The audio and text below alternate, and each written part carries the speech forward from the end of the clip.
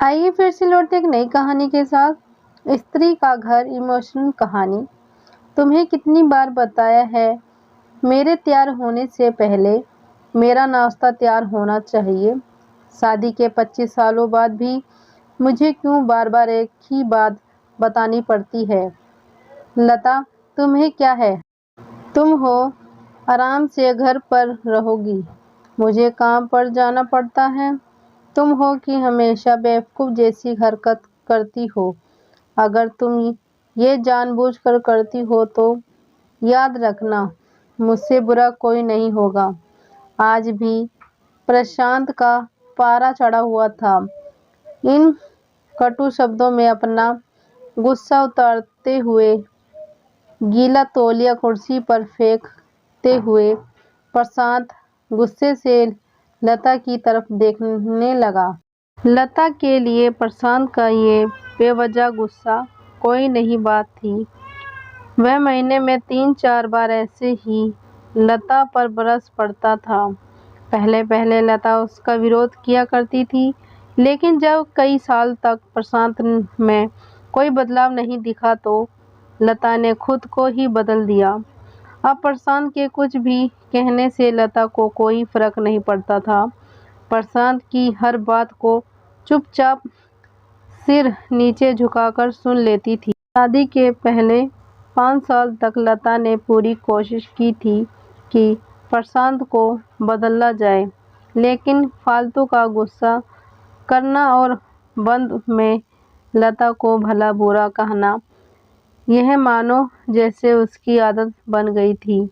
कोई भी वादा विवाद होता तो प्रशांत सीधा लता को बोल देता, अगर मैं तुम्हें अच्छा नहीं लगता तो क्यों नहीं चली जाती अपने मायके, क्यों रहती हो मेरे साथ। इतना सब कुछ होने के बावजूद लता प्रशांत के साथ रहती थी क्योंकि उसे अपनी बेटी की फिक्र थी, और वह जाती भी तो कहाँ।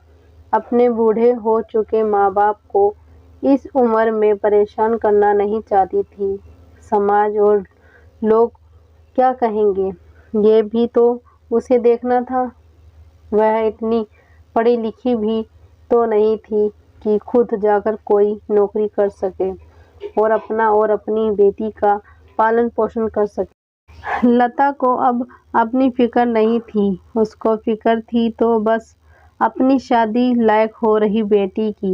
लता नहीं चाहती थी कि पति पत्नी के झगड़े की वजह से काव्य डिस्टर्ब होकर। काव्य की पढ़ाई पूरी हो चुकी थी, उसके लिए अब शादी के रिश्ते आने लगे थे। कई रिश्ते को काव्य ठुकरा चुकी थी। 2-3 महीने बाद एक अच्छा रिश्ते आया। रिश्तेदारों और पहचान के लोगों ने भी लड़के की बहुत गुणगान किए थे। प्रशांत एक शाम अपनी बेटी के पास बैठकर उसे बताने लगा, काव्य बहुत अच्छा लड़का है, पढ़ा लिखा है, बड़ा घर का है, बहुत अच्छी नौकरी है। ऐसे रिश्ते बार बार नहीं आते, बेटा इस बार मना मत करना। काव्य ने अपने पिता से ज़्यादा बात नहीं करती थी, शायद डरती थी, ये शायद नफरत करती थी, लेकिन आज वो अपनी पूरी हिम्मत जुटाकर बोली, मुझे अभी शादी नहीं करना है पापा, मैं नौकरी करना चाहती हूँ, खुद अपने पैरों पर खड़ी होना चाहती हूँ। हाँ तो उसमें क्या बड़ी बात है, मैंने लड़के से बात की है, वह तुम्हें किसी बात के लिए नहीं रोकेगा। तुम शादी के बाद भी नौकरी कर सकती हो, वह तुम्हें नौकरी के लिए परमिशन दे देगा। प्रशांत बोला, मेरा नौकरी करना ये ना करना उसकी परमिशन पर क्यों डिपेंड रहेंगे पापा? काव्य ने पूछा। कहाँ रहा हूँ ना, तुम्हें किसी भी चीज़ की कमी नहीं होगी वहाँ। ऐसे रिश्ते बार बार नहीं आते, इसे ठुकराना मत, बहुत खुश रहोगी तुम वहाँ। प्रशांत बोला, पापा क्या मैं उतनी ही खुश रहूँगी जितनी मम्मी इस घर में खुश है? काव्य ने तेज कसते हुए कहा, आज तुम्हारी जुबान कुछ ज़्यादा नहीं चल रही है? प्रशांत गुस्से से आंखें बड़ी करते हुए बोला, पापा मुझे शादी ही नहीं करनी है, क्योंकि शादी के बाद अगर वह लड़का अपने जैसा निकला तो मैं क्या करूँगी। मुझे आपके जैसा जीवन साथी नहीं चाहिए, जो बिना बात के मुझे पर हमेशा चिल्लाए।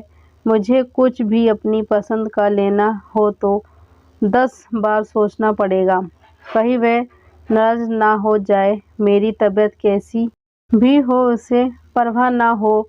रोटी थोड़ी सी मोटी बन जाए तो घर सर पर उठा लेगा।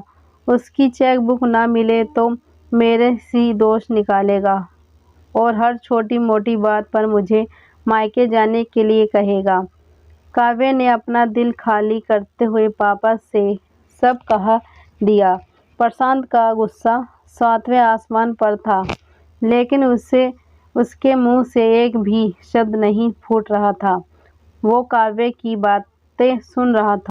काव्य उतना ही बोलकर चुप नहीं हुई। आज पहली बार वह अपने पापा के सामने इतना कुछ बोल रही थी। पापा, अपनी माँ के साथ हमेशा गलत व्यवहार किया है। आप अपने ऑफिस का गुस्सा बिना सोचे समझे माँ पर उतार देते हैं।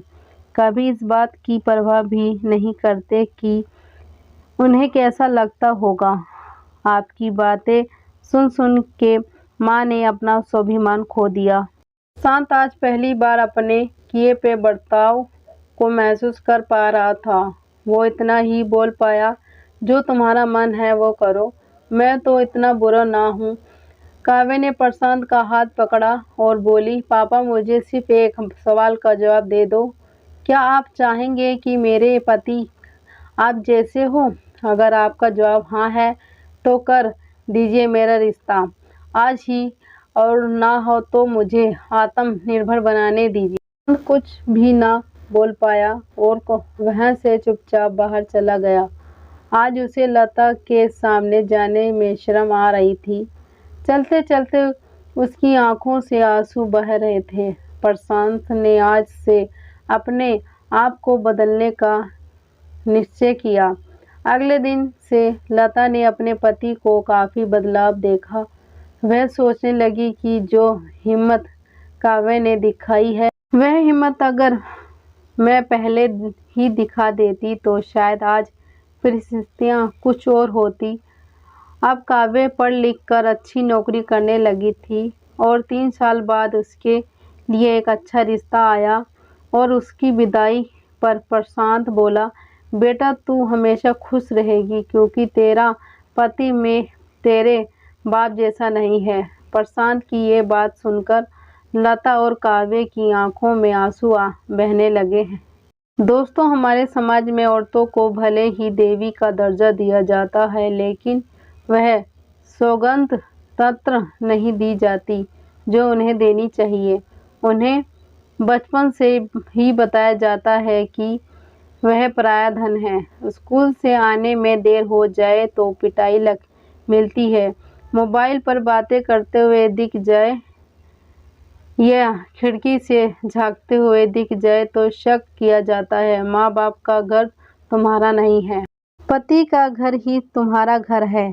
जीवन भर ये बातें बता बता कर उन्हें ससुराल भेज दिया जाता है और एक दिन किसी छोटे मोटे झगड़े में ससुराल वालों से उन्हें सुनना पड़ता है कि इस घर को छोड़ दो और मायके चली जाओ। अब आप ही बताओ दोस्तों, ऐसी स्त्रियों का सच्चा घर कौन सा है? आखिरकार वह किस घर को अपना कहें? वीडियो अच्छी लगी हो तो लाइक करना, शेयर करना, सब्सक्राइब करना, कमेंट बॉक्स में ज़रूर बताना वीडियो कैसी लगी। धन्यवाद।